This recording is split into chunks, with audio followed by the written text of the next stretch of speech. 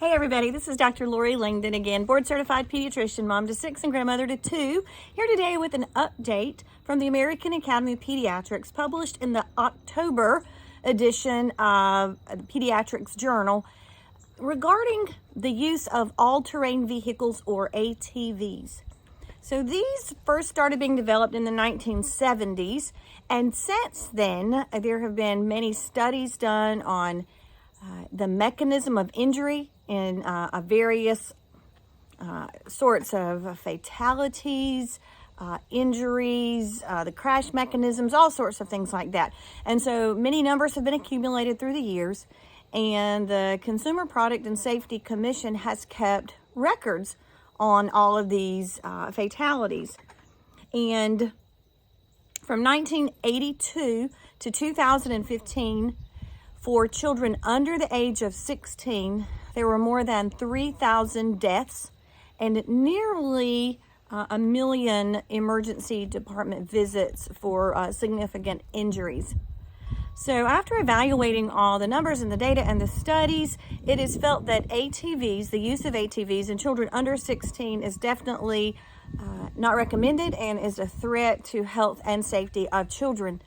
So in looking and analyzing at all these injury mechanisms and fatalities and things like that, several trends were noted. So I wanted to share some of those with you so that you would know what things are the highest risk factors for having fatal accidents.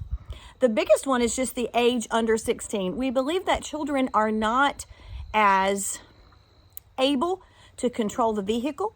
We know that most of the time the vehicles that were involved in these accidents were just for fun. It wasn't that the children were necessarily being made to work on a farm or doing agricultural related activities or chores. These were just for pleasure.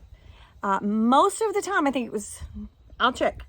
Yes, greater than 90% of the crashes were involved when just riding for fun.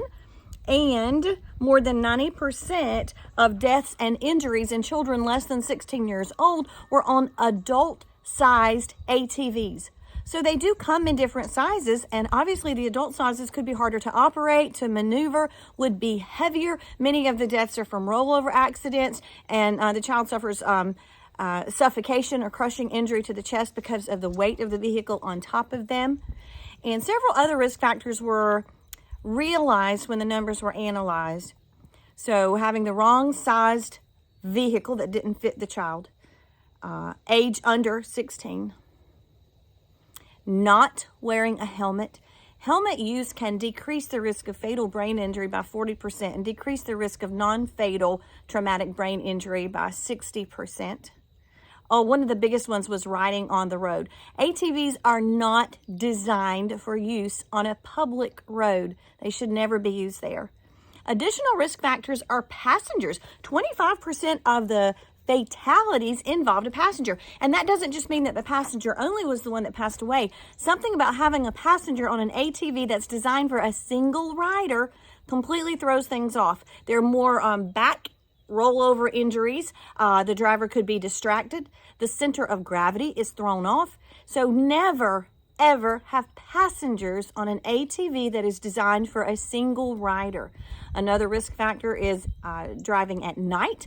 Another risk factor is a lack of experience. And another is a lack of adult supervision.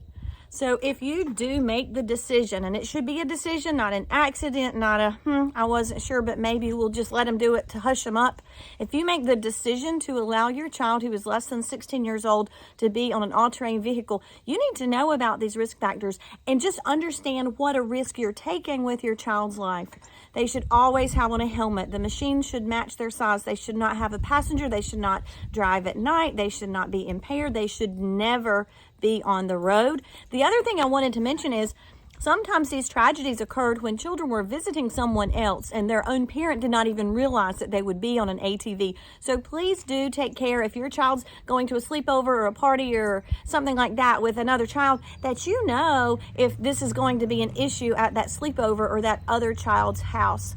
So I hope these new updated guidelines from the American Academy of Pediatrics were helpful to you and that this makes sense. And if we could spread the word, maybe we could save some lives. Thanks.